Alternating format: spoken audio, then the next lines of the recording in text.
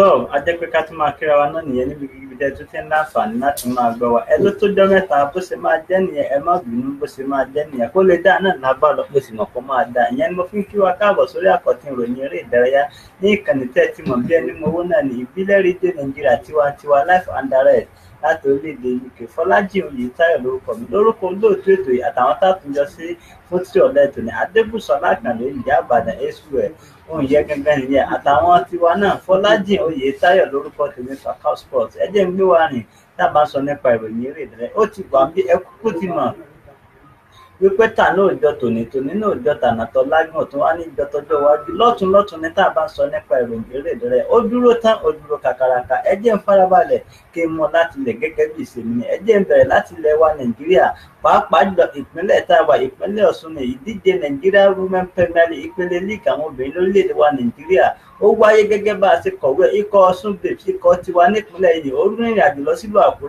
Àkúrẹ́ Township Stadium wọn ló ti gbà ṣùgbọ́n ìdíje náà ó fọná sójú ni torí bá méjì kọ ikọ̀ Ọ̀ṣun Babes wọ́n jìyà ẹ kúkú dìmọ̀ pé bọ́ọ̀lù aláfẹsẹ̀gbá káàkiri àgbáńláyé tẹ́ ẹ̀ bá ta omi ẹ máa gbá òbí tẹ́ ẹ̀ bá ta omi ẹ máa fẹsẹ̀ jìyà ẹ máa tẹsẹ̀ bọ́ra tẹ́ ẹ̀ bá tún wá tẹsẹ̀ bọ́ra ẹ máa nàyàn ni ṣùgbọ́n lọ́wọ́ tá a wà ikọ̀ Ọ̀ṣun Babes wọ́n fìyà jẹ wọ́n ní àmì ayọ̀kọ́ tó ń lo gẹ́gẹ́ bí balógun wọn ti jẹ́ ká sọ nígbà tó ń bá wọn oníròyìn sọ̀rọ̀ Esther Adija ni ó ní ìfẹsẹ̀wọnsẹ̀ náà ó dúró tán ni ó dúró kàkàràkà ṣùgbọ́n ìdíje bọ́ọ̀lù aláfẹsẹ̀gbá lucky for the winner ẹkú rọdí for the loser ni ó ní láìpẹ́ láìjìnà táwọn bá tún gbá ìfẹsẹ̀wọnsẹ̀ mi àwọn ti dúró tán o láti máa fakọyọ ní gbogbo ìfẹsẹ̀wọnsẹ̀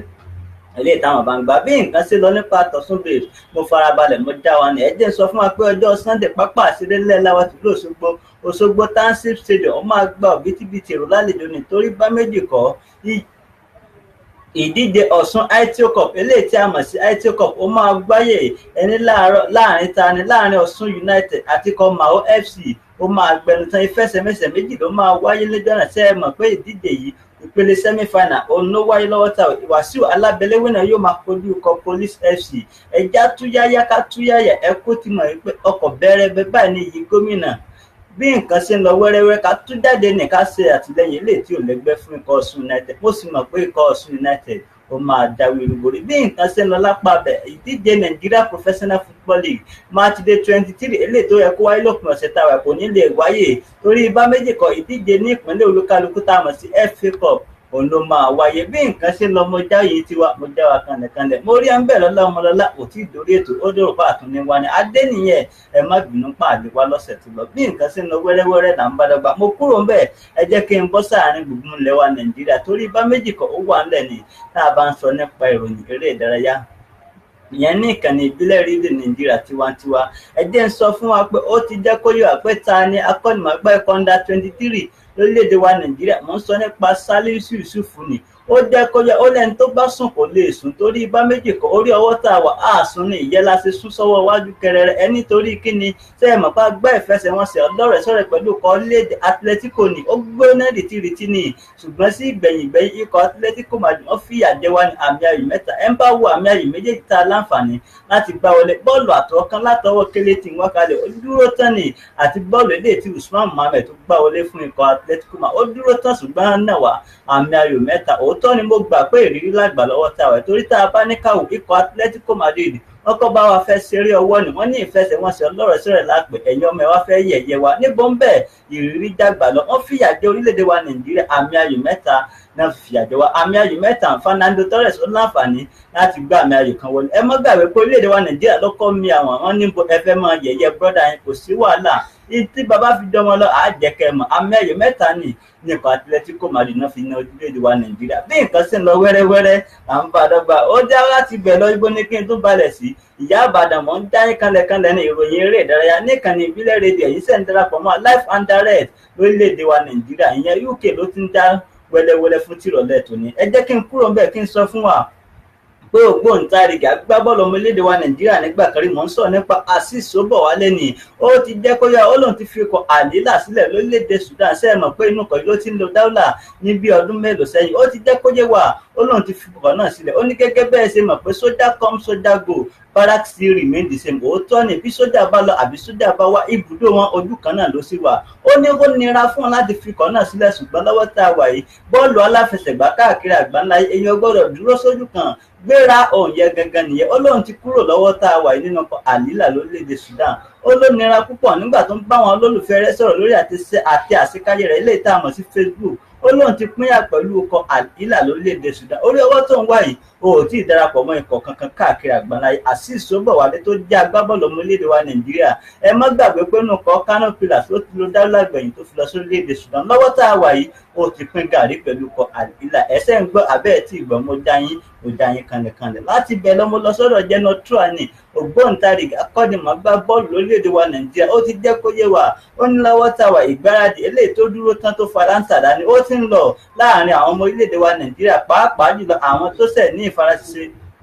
nínú ọkọ̀ orílẹ̀-èdè wa Nàìjíríà. Àwọn bíi Tani Wilfred Ndidi nínú ọkọ̀ Leicester City mọ̀ pé ó ní ìfaraṣiṣẹ́, àti Leon Balogun nínú ọkọ̀ Mainz 05 òun náà ní ìfaraṣiṣẹ́. Tá a bá ń sọ nípa Joel Obi nínú ọkọ̀ Torino, òun náà ní ìfaraṣiṣẹ́, àti Tyrone Ebue nínú ọkọ̀ Benfica. Tẹ́rí àwọn agbábọ́ọ̀lù tí mo dárúkọ wọ́n ti ní ìgbáradì eléyìí tí a mọ̀ sí special training ní, àtàwọn tán láǹfààní láti máa gbá bọ́ọ̀lù déédéé nínú ọkọ̀ wọn tí wọ́n ń jà fún. Ó ní ìgbáradì ó ti wà ńlẹ̀, pàápàá jùlọ ife ẹ̀yẹ àgbáńláyé lórílẹ̀-èdè Russia lọ́dún tá a wà. Ẹ fọkàn balẹ̀, ó máa gbẹnu tán, ó máa dúró kàkàràkà. Ó ní ìgbáradì tó dúró ó ti wà ńlẹ̀. Sẹ́mọ̀ pé lọ́jọ́ Monday tó ń bọ̀ á kojú orílẹ̀-èdè ilẹ̀ olómìnira orílẹ̀-èdè Congo ní, ìyẹn Democratic Republic of Congo lọ́jọ́ Monday. Tá a bá ti wá gbá ìfẹsẹ̀wọnsẹ̀ tán, a máa kúrò lórílẹ̀-èdè wa Nàìjíríà ó di wì lórílẹ̀-èdè London ní, pàápàá jùlọ ní England. A máa balẹ̀, ẹ mọ̀ pé ọjọ́ keje oṣù kẹfà la máa gbá ìfẹsẹ̀wọnsẹ̀ ọlọ́rẹ̀ẹ́sọ̀rẹ̀ pẹ̀lú orílẹ̀-èdè England. Tá a bá ti wá gbà tán tó bá ti di May 6 a máa kojú orílẹ̀-èdè Czech Republic. Bí nǹkan ṣe ń lọ lẹ́yìn ìfẹsẹ̀wọnsẹ̀ a máa wá balẹ̀ sórílẹ̀-èdè Russia níbi tí ife ẹ̀yẹ àgbáńláyé ti máa wáyé. Ó ti jẹ́ kó jẹ́ wà pé ìgbáradì eléyìí tó gbẹnu tán ti wà nílẹ̀. Gernot Trauner tó jẹ́ akọ́nimọ̀ọ́gbá wọn gẹ́gẹ́ bó ṣe ń já wa ó jẹ́yìn tiwa kanlẹ̀kanlẹ̀. Láti bẹ̀ mo kúrò ń bẹ̀, ẹ jẹ́ kí n jẹ́ kó yá pé lọ́wọ́ tàwẹ̀ wọ́n ti là wọ́n kalẹ̀ oríṣiríṣi onírúurú àmì ẹ̀yẹ eléyìí tó tún máa wáyé. Ẹlámì ẹ̀yẹ oníṣẹ́ ìmọ̀ kó wáyé lọ́dún tó lọ ní alákọ̀ọ́kọ́ rẹ̀ lórílẹ̀-èdè wa Nàìjíríà.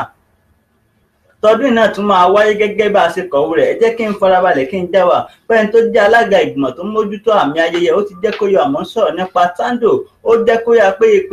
nípele láti pín máa yẹ̀ kalẹ̀ bí aṣọ ayan lọ́wọ́ táwọn. Ó ló máa gbẹnu tán nígbà tí oríṣiríṣi àmì ẹ̀yẹ ó ní ìpele 21 categories ó ní ìfífúnni àmì ẹ̀yẹ ti máa wáyé lórílẹ̀-èdè wa Nàìjíríà. Lápá abọ́ná ti máa fúnni lámì ẹ̀yẹ. Ẹ jẹ́ n sọ fún wa pé lápá àti racket wọ́n máa pín àmì ẹ̀yẹ yẹn, racket sport player of the year wọ́n máa gbà àmì ẹ̀yẹ, badminton squash team player of the year ó tún máa wà ń bẹ̀, akọ́nimọ̀ọ́gbá tó ṣe dáadáa jù coach of the year, player of the year ó máa wà ń bẹ̀, ìdíje karate, judo, taekwondo, oríṣiríṣi àmì ẹ̀yẹ ló máa wà ńlẹ̀, wrestler, boxing àti ẹni tó ṣe dáadáa jù lópin ọdún. Bí nǹkan ṣe ń lọ lọ́wọ́ tá a wà yìí, ìforúkọsílẹ̀ ti bẹ̀rẹ̀ lóní ràbàjìgàn ó di ọjọ́ keje oṣù kẹwàá ọdún tá a wà yìí kó tó parí. Bí nǹkan ṣe ń lọ wẹ́rẹ́wẹ́rẹ́ mo farabalẹ̀ mo jẹ́yìn tiwa ni. Láti bẹ̀ lọ ẹ jẹ́ kí n kúrò bẹ́ẹ̀ kí n balẹ̀ sí àárín gbùngbùn wa Nàìjíríà kí n tó máa yé wa pé lọ́wọ́ tá a wà ìkélé tí wọ́n kalẹ̀ ó ló ń pààrọ̀ kò sí ní pàápàá jùlọ Gernot Trauner tó jẹ́ akọ́nimọ̀ọ́gbá ikọ̀ Super Eagles. Ó lóun ti tó àsìkò rí ó ti tó fóun láti jẹ́ kó máa lo dọ́là nínú ikọ̀ Super Eagles. Bẹ́ẹ̀ báwo góò tó gbá wọlé nígbà tá à ń kojú ikọ̀ Atletico àwọn nìkan kọ̀ òun àti Usman Mohammed aláwọn ti tó láti jẹ́ káwọn máa lo dọ́là nínú ikọ̀ àgbàdo orílẹ̀-èdè wa Nàìjíríà yẹn di Super Eagles lọ́wọ́ tá a wà. Bí nǹkan ṣe ń lọ mo ní kí n farabalẹ̀ kí n tẹ̀yìn tiwa. Láti ibẹ̀ lọ mo kúrò ń bẹ̀, ẹ jẹ́ máa lọ sí ilẹ̀ òkèèrè, ṣùgbọ́n kí n tó lọ sí ilẹ̀ òkèèrè ẹ jẹ́ n sọ fún wa pé Wilfred Ndidi ó ti jẹ́ kó yé wa ó ló mọ̀ fún òsì máa tẹ̀lé ikọ̀ Super Eagles lọ sínú ìdíje àgbáńláyé bó tilẹ̀ jẹ́ pé ìdíje ife ẹ̀yẹ àgbáńláyé kò ṣe kèrèmí fáwọn agbábọ́ọ̀lù, ṣùgbọ́n ó mọ̀ pé dáadáa lónìí lọ́sàn máa sọ fún ikọ̀ wa Nàìjíríà pàápàá jùlọ ní ife ẹ̀yẹ àgbáńláyé tá a bá dórílẹ̀-èdè Russia lọ́wọ́ ta. John Mikel Obi ó ti sọ̀rọ̀, kí ni tó sọ? Ó lóun nígbàgbọ́ kíkún nínú gbogbo ikọ̀ tí Gernot Trauner kéde lọ́wọ́ tá a wà láti lọ kópa nínú ife ẹ̀yẹ àgbáńláyé lórílẹ̀-èdè Russia. Ó lóun mọ̀ pé ìgbáradì eléyìí tó gbẹnu tán ti wà nílẹ̀ ni pàápàá jùlọ fún àwọn agbábọ́ọ̀lù wa lórílẹ̀-èdè wa Nàìjíríà. Mo rí ọ̀nbẹ́ ọmọlọ́lá gbogbo Jámánì mi ò ní wá ẹtì bó ṣe máa jẹ́ náà nìyẹn. Ẹtújá máa jára wa tá a bá ń sọ nípa ìròyìn eré ìdárayá ní ìkànnì ìbílẹ̀ rédíò tiwantiwa live and direct láti orílẹ̀-èdè UK. Ìpínlẹ̀ Ọ̀ṣun ìpínlẹ̀ ọmọlúàbí làwa wà tá a ti ń já wa kanlẹ̀kanlẹ̀ láti bẹ̀ ẹ jẹ́ kí n kúrò bẹ́ẹ̀. Victor Moses ti jẹ́ kó yà olóòótọ́ ni a ti gbé sẹ́gbẹ̀kan ìdíje FA Cup eléyìí tí mo gbà pẹ̀lú ikọ̀ Chelsea olórí ọwọ́ tá a wà báyìí a ti dúró tọ́nà nínú ọkọ̀ orílẹ̀-èdè wa Nàìjíríà sẹ́yìn mọ̀ pé tí gbígbá rẹ̀ lu gìtòkè làákọ́ ké olóòótọ́ ni a ti gba ìdíje FA Cup pẹ̀lú ọkọ̀ Chelsea ṣùgbọ́n orí ọwọ́ tá a wà báyìí ìdíje fẹ̀yà àgbáńláyé ọ̀hún la gbájúmọ́ ní lórílẹ̀-èdè Russia Ọlọ́run sì mọ̀ pé dúdùn lọ́sàn-án máa so fún ikọ̀ orílẹ̀-èdè wa Nàìjíríà tálẹ́ni tó ń sọ bẹ́ẹ̀ Victor Moses tó jẹ́ agbábọ́ọ̀lù ọmọ orílẹ̀-èdè wa Nàìjíríà lónìí ni ó ṣeéṣe kó ti dé gan sí ibùdó ìgbáradì ikọ̀ Super Eagles torí ibà méjì kan wọ́n ń retí àwọn agbábọ́ọ̀lù márùn-ún ló kù báyìí lájẹ́ kan máa kópa nínú ìfẹ́ àgbáńlá àwọn agbábọ́ọ̀lù márùndínlọ́gbọ̀n ló ti dé sí ibùdó ìgbáradì ikọ̀ Super Eagles lórílẹ̀-èdè wa Nàìjíríà táwọn gbáradì fún ìdíje ìfẹ́ àgbáńlá nígbà táwọn kojú orílẹ̀-èdè DR Congo bí nǹkan ṣe ń lọ wẹ́rẹ́wẹ́rẹ́